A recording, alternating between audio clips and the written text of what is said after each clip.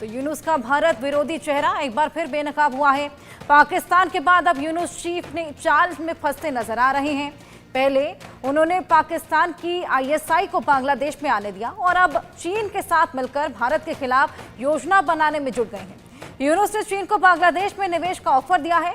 यहां तक तो ठीक था, लेकिन उन्होंने अपने बयान में बेवजह भारत के 7 पूर्वोत्तर राज्यों का जिक्र किया, जिस पर प्रधानमंत्री नरेंद्र मोदी की आर्थिक सलाहकार परिषद के सदस्य संजीव सान्याल ने एक्स पर बयान का वीडियो पोस्ट किया और सवाल किया कि यूनुस ने भारत के पूर्वोत्तर क्षेत्र का उल्लेख आखिर क्यों किया। यूनुस ने जो 7 सिस्टर्स और चिकन नेक की बात की है, ये चिकन नेक सिलीगुड़ी कॉरिडोर भी इसको कहा जाता है और ये कॉरिडोर आपको पता है भारत के 7 राज्यों को जोड़ता है। यूनुस का बयान साफ तौर पर बताता है कि उनके इरादे भारत के लिए कितने खतरनाक हैं। बीते सप्ताह शुक्रवार को बांग्लादेश की अंतरिम सरकार के मुखिया ने बीजिंग में चीनी राष्ट्रपति शी जिनपिंग से मुलाकात की थी। मुलाकात के दौरान यूनुस ने बांग्लादेश में निवेश करने और बांग्लादेश के आर्थिक परिवर्तन को बढ़ावा देने में मदद करने के लिए अधिक चीनी कंपनियों के स्वागत का भरोसा दिया।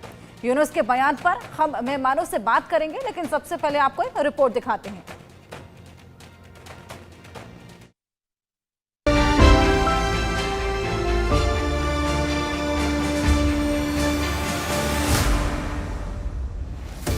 यूनुस का भारत विरोधी चेहरा बेनकाब। चीन में 7 सिस्टर्स को लेकर भड़काऊ बयान। भारत ने दिया यूनुस को करारा जवाब। बांग्लादेश की अंतरिम सरकार के प्रमुख मोहम्मद यूनुस का भारत विरोधी चेहरा अब पूरी तरह से खुलकर सामने आ चुका है। मीडिया में भले ही यूनुस खुद संतुलित संबंधों का हवाला दे रहे हैं, अल्पसंख्यकों की रक्षा की बात करते हैं, लेकिन उनकी हर बात झूठी होती है।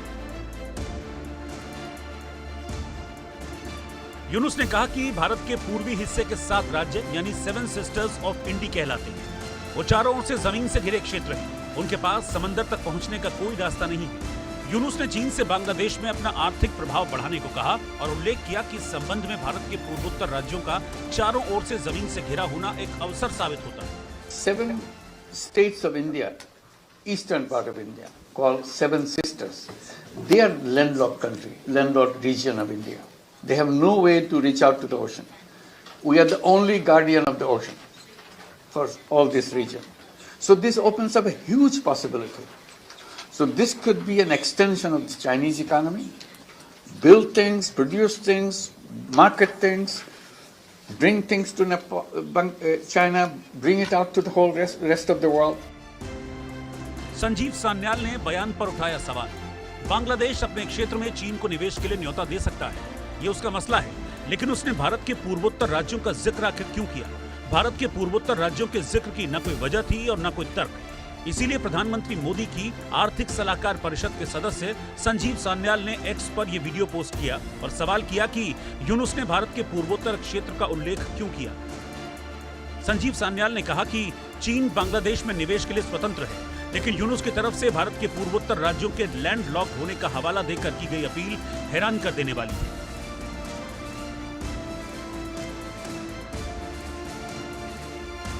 मोहम्मद यूनुस अपने देश के लोगों को खाना खिलाने के लिए भारत से चावल लेते हैं, लेकिन भारत को लेकर विरोधी चेहरा रखते हैं। तख्ता पलट के बाद से देश में अराजक स्थिति के कारण यूनुस अपने देश में ही नहीं बल्कि पूरी दुनिया के लिए खलनायक बने हुए हैं। तभी तो संजीव सान्याल ने भी ट्वीट में लिखा कि बांग्लादेश में तथाकथित लोकतंत्र विद्रोह हमेशा भारत के लिए एक हमला था। मोहम्मद यूनुस ने चीन दौरे के दौरान न केवल चीन को बांग्लादेश में चिकन नेक के पास निवेश के लिए आमंत्रित किया, भारत के 7 पूर्वोत्तर राज्यों पर यूनुस का बयान इसलिए भी हैरान करने वाला है क्योंकि पूर्वोत्तर भारत में सिलीगुड़ी कॉरिडोर है, जिसे भारत का चिकन नेक कहा जाता है। 60 किलोमीटर लंबा और 22 किलोमीटर चौड़ा ये कॉरिडोर नॉर्थ ईस्ट के 7 राज्यों को भारत के साथ जोड़ता है। चीन और बांग्लादेश दोनों को मालूम है कि चिकन नेक पर बुरी नजर डाली तो भारत दोनों पर कहर बरपा देगा। मोहम्मद यूनुस अपनी अंतरिम सरकार के लिए भले ही जिनपिंग का समर्थन ले आए, लेकिन दुनिया को चीन की विस्तारवादी नीति मालूम है, इसीलिए बांग्लादेश को चीन से कोई फायदा नहीं होने वाला। Bureau report, India news. तो आपने सुना किस तरीके से यहाँ पर बातचीत की गई सेवन सिस्टर्स को लेकर। यहाँ पर कोई जिक्र भी नहीं था, कोई कॉन्टेक्स्ट भी नहीं था, उसके बावजूद इस मुद्दे को यहाँ पर उठाया गया। ऐसे में बांग्लादेश जिसकी कानून व्यवस्था चरमराई हुई है, इकोनॉमी यहाँ पर ध्वस्त हुई हुई है, तमाम ऐसे मुद्दे खुद बांग्लादेश के पास हैं, उसके बावजूद यहाँ पर सेवन सिस्टर्स की बात करना अपने आप में कई सवाल यहाँ पर खड़े करता है। आइए चलिए इसी को लेकर बातचीत करेंगे। हमारे साथ हमारे मेहमान जुड़ गए हैं, प्रदीप कपूर जी और पूर्व राजनयिक हैं मेजर जनरल सुधाकर जी, डिफेंस एक्सपर्ट हैं शोएब चौधरी, बांग्लादेशी पत्रकार हैं। इन तीनों से बातचीत करेंगे किस तरीके से इस मुलाकात को ये सभी देखते हैं। शोएब जी, सबसे पहले आपके पास ही मैं आऊंगी। जिस तरीके से जिनपिंग से मुलाकात हुई, यूनुस की सेवन सिस्टर्स का यहाँ पर जिक्र क्यों किया? क्योंकि यहाँ पर ना कोई कॉन्टेक्स्ट था, ना कोई ऐसा मुद्दा उठा था जिसमें सेवन सिस्टर्स की बात छेड़नी पड़े। बहुत बहुत धन्यवाद हर्षा मेहता शर्मा जी। देखिए, ये यूनुस जो सेवन सिस्टर्स के बारे में बात किया, इसमें दो चीज वेरी सिग्निफिकेंट है। उसने कहा कि seven sisters is a landlocked country.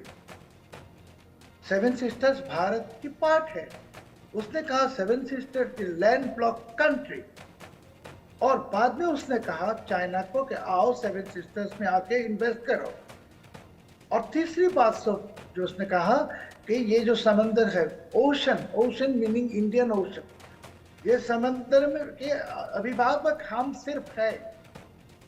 Three dangerous statesman. एक तो है ये खुद को ऐलान कर दी कि he the custodian guardian of the ocean of the entire reason.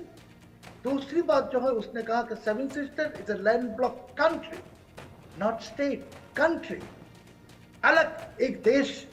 तीसरी जो है, चाइना को कहा कि आके इन्वेस्टमेंट करो।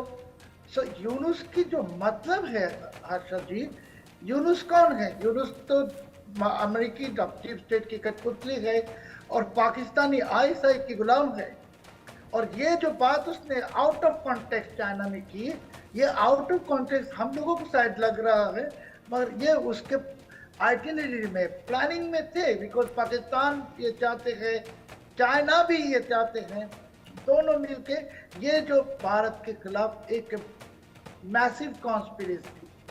सो अभी हर्षद, हमारे जो ओपिनियन है, मैं कहूँगा कि आपको भी याद है कि जब यूनुस ने ये इलीगल जिहादी कू के बाद जो पावर में आए, उसी वक्त उसने कहा सेवन सिस्टर के बारे में। और उसने जो जिहादियों को छोड़ दिया जेल से, वो जिहादियों ने वो सेवन सिस्टर्स को ये और पश्चिम बंगाल को भी कहा कि तुम जिहाद शुरू करो भारत के खिलाफ। और अभी ये यूनुस तो, ये तो मैंने कहता रहा हर तक कि यूनुस आज के दिन की उसामा बिन लादेन ये जिहादी है। सो ये अभी भारत के खिलाफ उसके जो मानसा है, इसको एक्सपोज कर दिया। Very dangerous thing. और ये बात कहने के बाद हमारे को लगता है, being a friend of Bharat, कि भारत को अभी हमारे हाई कमिश्नर को समन करना चाहिए था दिल्ली को, और ले जाके ये explanation, they have to demand explanation. And Yunus के ये जो हरकत नहीं, ये एकदम conspiracy blueprint Harshad ji, he is now has exposed himself as the very potential threat to India's sovereignty and security। यहाँ हमारे सम्मानित मेजर जनरल सुधाकर जी है और अन्य दूसरे पैनलिस्ट है, वो हमसे भी ज़्यादा इस बारे में बात कर सकेंगे। मगर हमारा ओपिनियन है कि this is not just out of contact, it was a pre plan कि यूनुस चाइना जाके ये करेगा, और यही इसने किया। बिल्कुल बिल्कुल शोएब जी, यहाँ पर क्लियरली आप इसको कॉन्स्पिरेसी बता रहे हैं। प्रदीप जी, आपके पास में आऊंगी। आप कितना इत्तेफाक शोएब जी की बात से रख पा रहे हैं? यहाँ पर सेवन सिस्टर्स का जिक्र क्यों हुआ, ये बेहद बड़ा सवाल।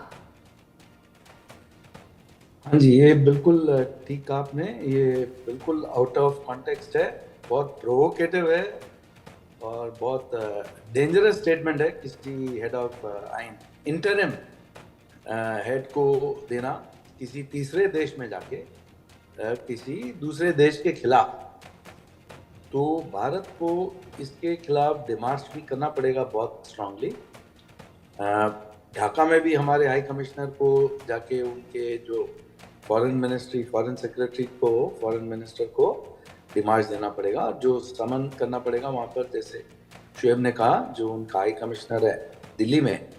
बट ये केवल एक मैनिफेस्टेशन है यूनेस का जो नेफेरियस गेम प्लान है, जो डिज़ाइंस हैं, जो काफ़ी दिनों से नज़र आ रहे हैं, जो ISI को बुलाया उन्होंने, तो अमेरिका के बलबूते पे खड़ा किया गया यूनुस आज उसको पर लग गए हैं, पंख लग गए हैं, क्योंकि वो देख रहा है कि अमेरिका से उसको पूरा सपोर्ट अगर नहीं मिलेगा तो दूसरे कौन से देश हैं ऐसे जो उसको सपोर्ट कर सकेंगे। उसमें पाकिस्तान का ISI है और चीन है, तो ये दोनों को जाके अब लालच दे रहा है कि आप आइए, बांग्लादेश में भी आइए, अपने यहाँ पर सारे कार्य शुरू कीजिए, जो भी आपने करना है, और हम आपको पूरा सपोर्ट करेंगे। तो ये अपनी लाइफ बढ़ाने की कोशिश कर रहा है कि अगर अमेरिका ने इसको थोड़ा सा अनस्टेबल कर दिया तो ये बाकी दो देशों पे फिर निर्भर हो जाएगा। तो भारत को ये देखना है कि हमारे इंटरेस्ट में आगे कैसे बढ़ना है। हमको एक तो डायरेक्टली बांग्लादेश के साथ जो भी स्टेप्स उठाने हैं वो तुरंत लेने पड़ेंगे। चिकन नेक को और भी स्ट्रेंथन करना पड़ेगा। उसके आसपास के एरियाज को भी हमको ठीक से नज़रअंदाज में रखना पड़ेगा कि उनको कैसे हम कंट्रोल में ला सकेंगे अगर कुछ वहाँ पर प्रॉब्लम हुई। दूसरा, हमको अमेरिका के साथ मिलके इसका सॉल्यूशन निकालना पड़ेगा कि वहाँ पर इलेक्शंस हों और फ्री एंड फेयर इलेक्शंस हों, इम्पार्शियल ऑब्जर्वर्स हों, ताकि ये जल्दी से जल्दी अपने यहाँ सीट से हटे और इलेक्टेड डेमोक्रेटिक गवर्नमेंट वहाँ पर आए, जिसके साथ भारत फिर आगे अपना रिलेशन बढ़ा सके।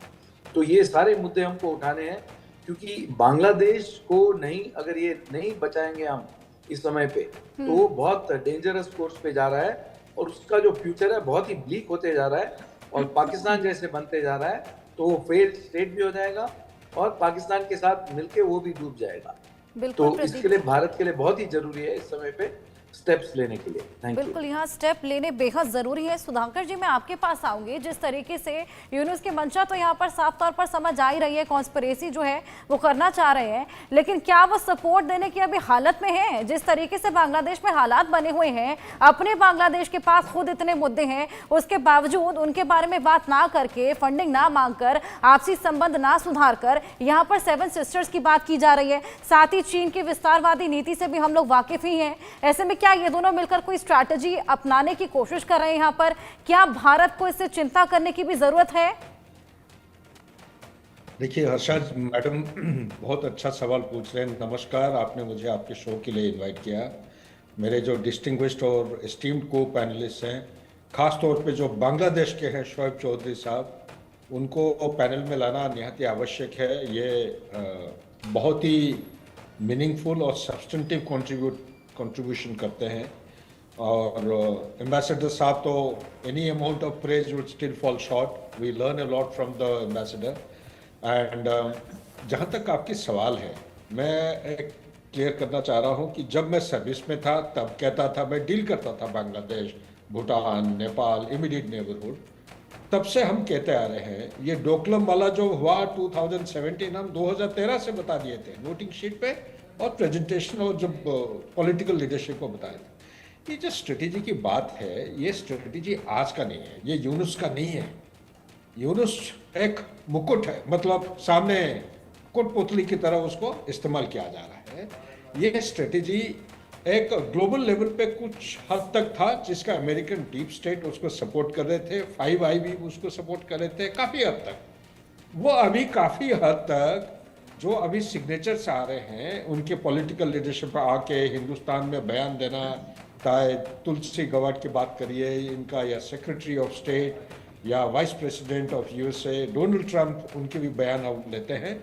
काफ़ी हद तक ग्लोबल लेवल पे इसकी काउंटर करने का प्रयास या इंडिकेशन क्लियर है कि भाई ये नहीं चलेगा, आप उसको बंद करना पड़ेगा। जो रीजनल लेवल पे ये जो ट्रायंगल अभी बन रहा है, जैसे कि आप चाइना की बात करिए या पाकिस्तान या बांग्लादेश ना, बांग्लादेश इज टू सेंसिटिव। आप सिर्फ 22 किलोमीटर 60 बाई 22 कह रहे हैं, मैं खुद ग्राउंड में गया हूँ, मेजर किया हूँ, ये करीब करीब 260 किलोमीटर लंबा है। आप जो 60 किलोमीटर ले रहे हैं वो तो एक्स्ट्रा सेंसिटिव है, इसको आप केंद्र बिंदु जो सेंटर ऑफ ग्रेविटी मानते हैं, लेकिन ये कॉरिडोर लंबा है 260 किलोमीटर। सो इसी के साथ मैं ये कहना चाहता हूँ, क्यों कर रहा है वो बांग्लादेश? क्योंकि ये अगर अमेरिका की तरफ से काउंटर हो रहा है तो चाइना ये मेजर क्यों? हमारा ध्यान अभी आप 5 अगस्त 2019 की तरह ले, 5 अगस्त 2019 को जब आर्टिकल 370 एब्रोगेट हुआ तो उसके बाद 4 दिन के बाद 9 तारीख को पाकिस्तान के foreign minister mister Qureshi he had air dashed और चाइना में जाके बड़े बड़े बहुत अहम लीडर्स के साथ मीटिंग किए थे और उस मीटिंग का निचोड़ ये निकल के आया था कि हिंदुस्तान आर्टिकल 370 और 35 अल्फा एब्रोगेट किया है और नया मैप भी एकदम दिखा दिया। मतलब एक ही शॉट में आपने मल्टीपल थ्रेट्स को एड्रेस किए थे। कार्टोग्राफिक वॉरफेयर में चाइना माहिर है, लेकिन हिंदुस्तान एक ही शॉट के साथ पूरा हिला दिया था पूरा चाइना और पाकिस्तान को। तो उन्होंने ये सिद्धांत किए थे कि अभी कोई एक ठोस एक काउंटर स्ट्रेटेजी बनाना है। वो जो ठोस और काउंटर स्ट्रेटेजी है, तब तक आपको पता होगा कि 2014 से लेकर 19 तक आईसिस जो है ये हाथ पर मारा था खुरासान कि भाई ये कैलिफेट को बढ़ाना है। ये सीरिया इराक में उनका मैराथन तोड़ने के बाद ये डिसाइड किए थे उनका जो इस्लाम की जो रेडिकलाइजेशन की जो कैलिफेट है ये बढ़ाएंगे across South Asia to New Zealand and further beyond that. Anyway तो बात वो सक्सेसफुल नहीं हुए। 2019 को जब ये एब्रोगेशन हुआ उसी समय ईस्टर्न लद्दाख में चंद एक रोड्स और कनेक्टिविटी हमारे इंप्रूव होने लगे, ब्रिजेस बनने लगे। हम डीबीओ में जा नहीं पाते थे, 21 दिन समय लगता था, उसको 6 घंटे में पहुंचने लगे हमारे गाड़ी टैंक्स ये सब पहुंचने लगे।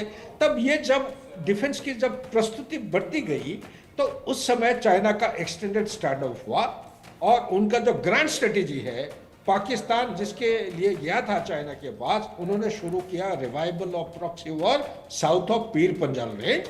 उन्होंने रजौरी, पुंछ, रियासी, कठुआ ये करते करते डोडा, किश्तवाड़ और अंदर घुस के कश्मीर वैली के अंदर उन्होंने प्रॉक्सी वॉर को बढ़ावा दिया। तो इसी के साथ बांग्लादेश का भी शुरुआत है 5 अगस्त 2024 को। ये शुरुआत क्यों है? इसलिए है क्योंकि म्यांमार का कहानी अगर आप देखेंगे, म्यांमार के थ्रू उनका सीमेक जाता है। सीमेक एक लाइफ लाइन है। सीमेक के ऊपर उन्होंने काफी पैसा खर्चा किया, 6-7 बिलियन डॉलर। पाइपलाइन बिछ गई है, रेलवे लाइन का ट्रायल हो चुका है, नेशनल हाईवे हो गया है, और आपका ऑप्टिकल फाइबर्स बिछी हुई है।